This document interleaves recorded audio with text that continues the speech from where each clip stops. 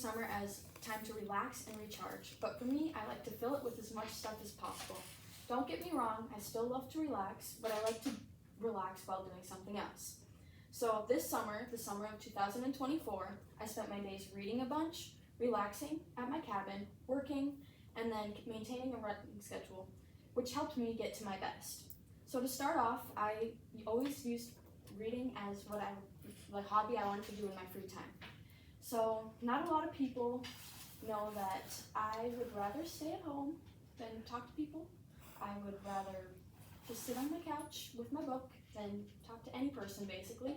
And if I actually talk to people in the summer, you're very lucky because I probably talked to maybe 5 people total over the summer. So kind of explains how much I kind of need to recharge away from people. So if I had to choose reading or scrolling on my phone, I would choose reading every day. It's one of my favorite things to do, and I think you actually get something out of it compared to just scrolling on your phone. This summer, I ended up reading 20 books, most of them 300 to 400 pages, but some were 600 to 800 pages. And then I spent 160 hours reading. So that's quite a few days. And I was busy doing other things all summer, so it wasn't that I just spent my days reading.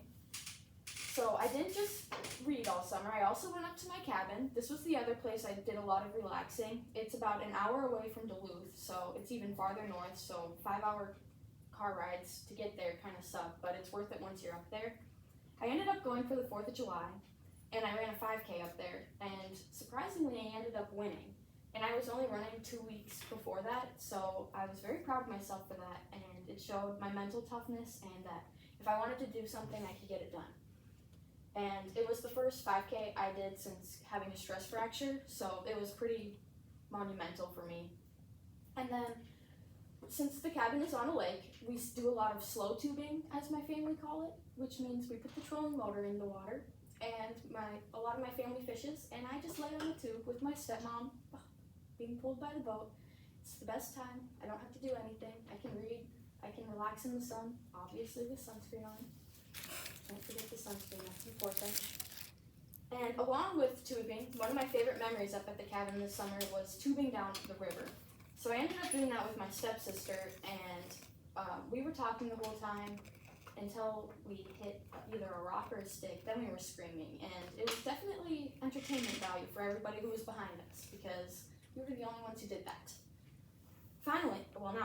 I also worked this summer, and it was the 3rd summer I worked at Sauna 360 with my mom. I was really lucky because they switched the age from having to be 16 to 18. Well, in the actual back, I was doing other stuff in other places the years prior. But they liked me so much they let me come back 2 years younger than I was supposed to be, which I'm really lucky. I ended up working 40-hour weeks every week until the last week of school when I took half days off because I still had practice. But I thought I needed some kind of break. But I worked all summer and got a lot of money, which I'm proud of myself for doing. And then finally, I maintained a running schedule all summer. So every year I tell myself I'm going to take a 2-week break and then start running again. And I never do that. I actually did it this year, which I'm really proud of because having a 2-week break seems like a lot of time, but it goes by really fast and you feel like you're just running all summer. And track was kind of hard because we spent a lot of time on the actual track and we usually go out more for the distance people. So I was kind of burnt out with running. But I did end up starting, and then from then on, I maintained a schedule. I ran 5 days a week for the whole summer.